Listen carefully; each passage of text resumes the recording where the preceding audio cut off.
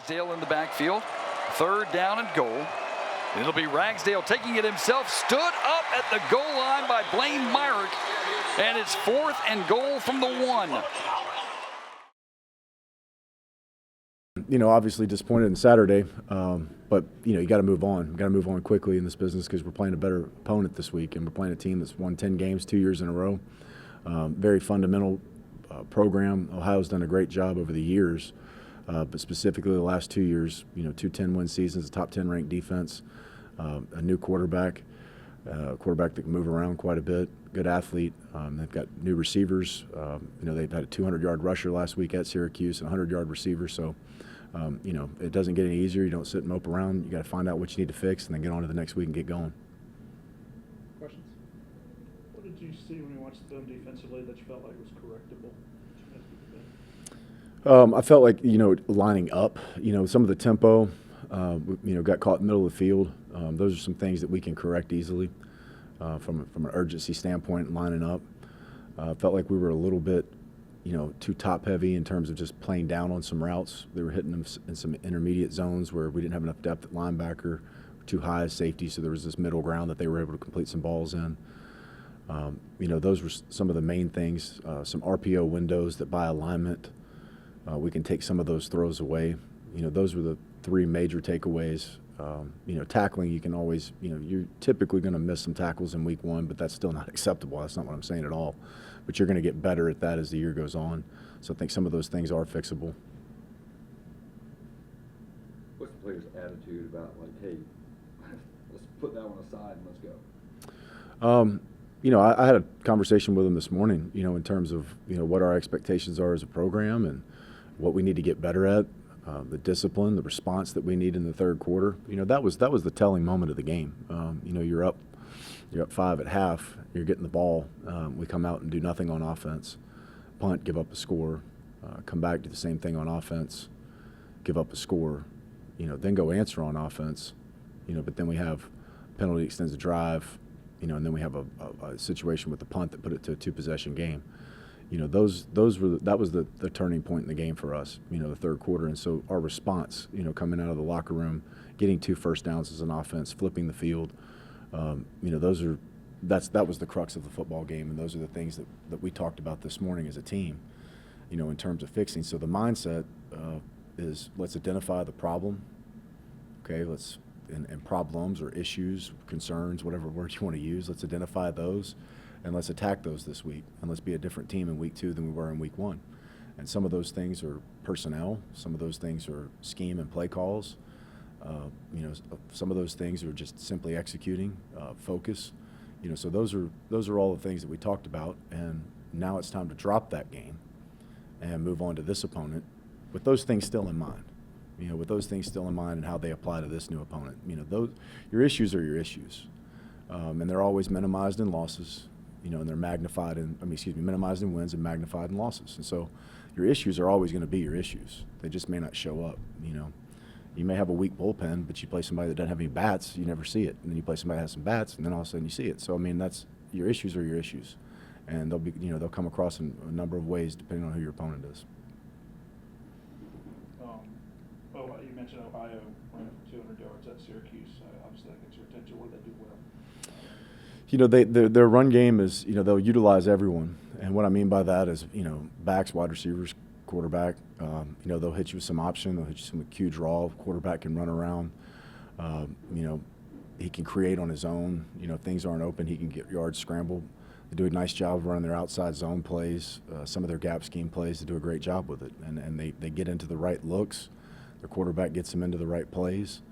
But their back transfer from Northwestern, over 200 yards, did a great job. He's big, he's about 6'1", 220, broke a lot of tackles, can make moves in space. So you're a defensive back trying to come and take him on. You're starting to get your pads ready for 220, and then boom, he'll make you miss. So he's a tough tackle, but that's what we've got to do to be able to win the ball game. What did you see from Fluff during the recruiting process, and how do you think he performed getting on the field? Thought he did well. First game in college, scored, so that's good. We'll always take that. But I thought he did well. And, I've seen these guys before, whether it's quarterbacks, guards, DBs. week 1 to week 2 that you get more and more comfortable. You know, you get comfortable with the speed, you get comfortable with the calls, you get comfortable with pregame, your preparation, all those things, and you just start playing freer, you know, as the season goes along. So I don't expect anything different in terms of his, you know, process and maturing as a player on game day. He'll have a better feel for, you know, how the safeties come down and support. He'll have a better feel for how to see things in pass protection in the game. The picture will just start becoming more clear and slower the more reps you get. But pleased overall with the way he performed. But in the recruiting process, what did you see? I saw size, saw speed, contact balance, good vision. You know, kind of the major characteristics of a back. You know, ability to stick foot in the ground, change direction, and do it at a different size. You know, obviously that's a sliding scale. But saw a big back that could, you know, had good ball skills, can catch the football, good vision, runs behind his pads, good contact balance. You know, and then ultimately just, you know, the type of person, meeting his family, meeting his brothers. You know, just a very solid person. So I was like, all right, this is a great athlete, great back, comes from a great family. Sounds like a win to me. Well, I think we did some good things out there at times. I think at the end of the day, we had too many critical penalties and just a couple critical mistakes here and there, and that can cost you. And, you know, I think we saw that, and we're going to try to learn from those things. I think that's the big thing early in the season is to continue the climb. You know, the 2 3-and-outs right after the half obviously kind of flipped the game a little bit. What kind of went wrong in those stretches?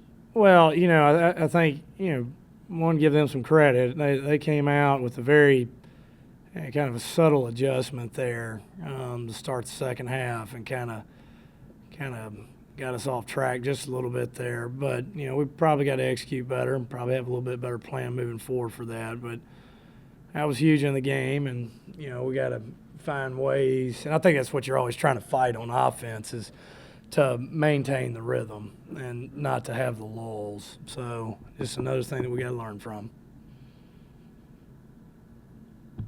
Offensive line-wise, what did you see? Well, I think there were some real positives. I thought by and large, I thought we protected fairly well. I think you could see some, you know, guys trying to strain in the run game too. You know, there's always things when you watch the tape that win or lose, you need to clean up, and you know, there's some things that we got to get cleaned up from a communication standpoint, and you know, as the game goes on, you know, just maintaining the level of consistency. But they did some good stuff.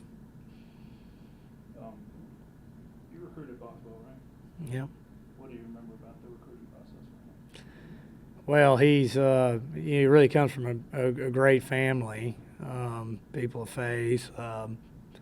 Mom is an awesome lady.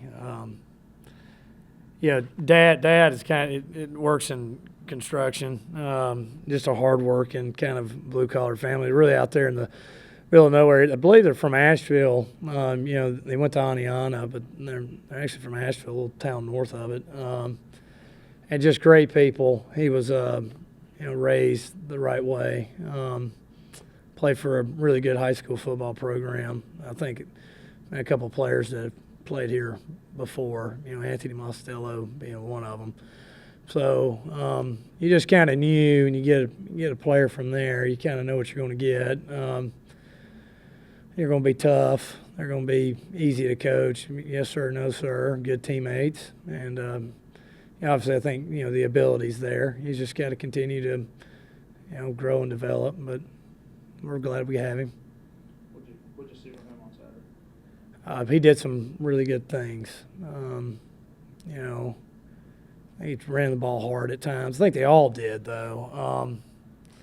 You know, big catch on third down. And got us kind of kept the drive alive there. I think it was third. And, you know, really good run there. Got behind his pads and you know, trusted what he saw on his touchdown run. So, but he, you know, he's a player that can end up being, you know, a really good player. But just like everybody else, we got things that we got to improve on.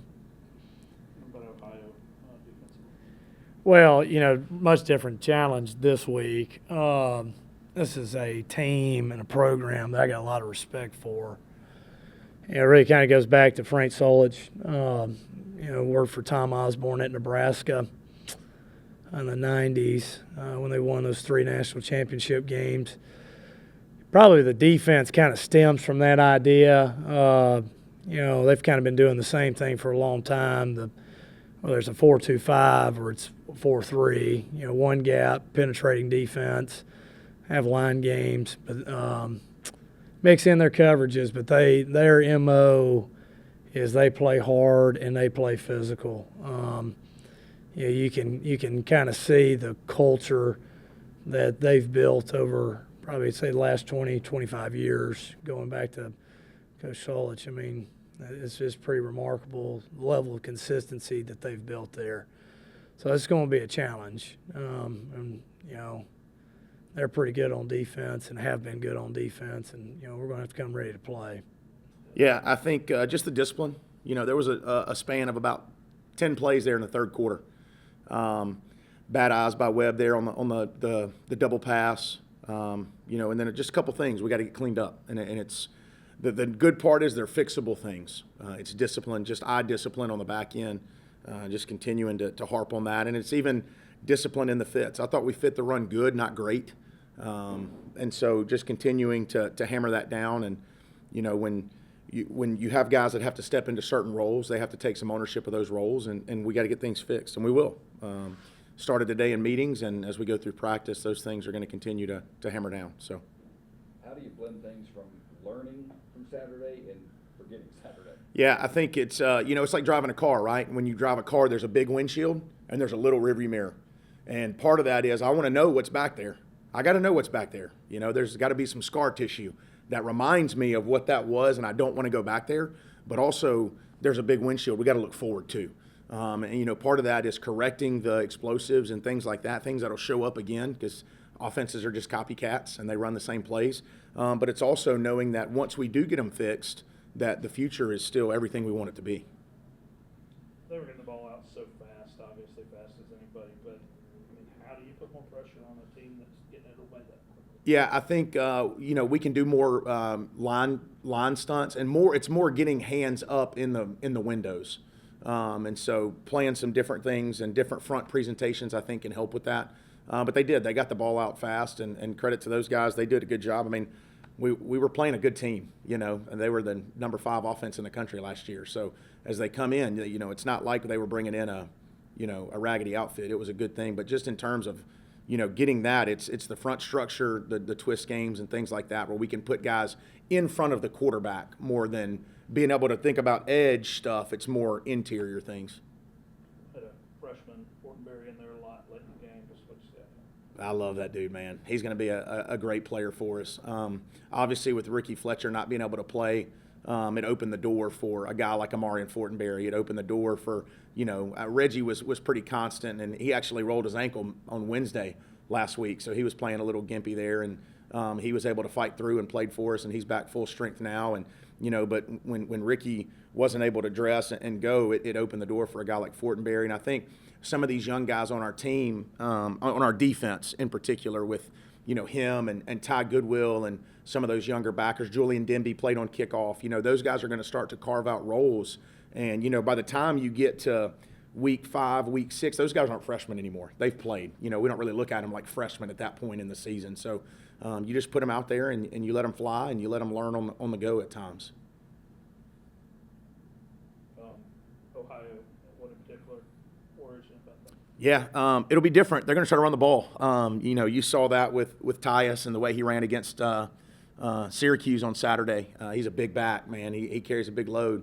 Everybody looks bigger and white. That's why I try to avoid it most days. And so in those white uniforms, they looked a lot bigger. But they're good up front. Obviously, it starts in the middle with their center. Parker Titsworth has played a lot of snaps of football, and he anchors that O-line right there in the middle. And then, with Navarro's a guy that can extend the plays. Who's, from UCF. He can extend it.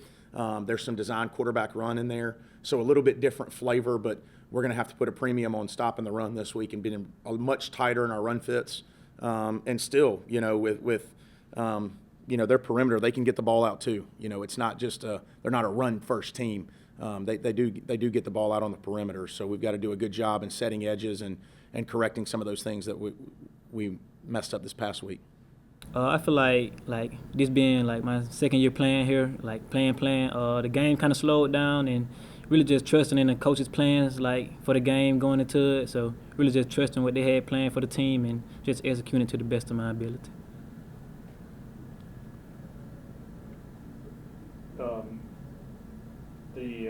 The passing game obviously really got going with Gio. Just what did you see from him? He's a playmaker, you know, but I already knew it from like practicing with him and just having a connection. He can just extend plays like with his legs. So I was just proud to see that in action again since last year, like going against someone else instead of our defense. So, yeah. What do you guys got to do better? Can you do better? Just the little things, just the little small details that's inside the organization. Just little things got to clean up and work together on and just execute more. That's all. Some guys, Shamar and Anthony, got involved a little bit more than they have. I guess that had to make feel good for those guys. Oh yeah, like the wide receiver room definitely stacked. We feel like it has a ton of depth, so we just trust each other and know that like we can go full speed every play because the backup guys or like whoever rotating in with us, they just as good. So yeah, glad they got a chance to show what they can do. I think we just need to continue to communicate loudly and just all be on the same page. I mean, obviously that was the issue on Saturday. Some of it, you know, we kind of let a couple plays get to us in the head, and so that was another problem we had. And I don't know was that your first start? Yes, sir. Yeah. Yes, sir. How do you feel like it went operationally, and you being in the middle of the defense on it? How do you feel like it went? I think it went good. It was a really good experience, and I just got to work on some details I need to clean up, and I think it'll be good as the season goes. Not only you, but everybody on the defensive side. For a lot of you guys, it's the first time you've been asked to step up.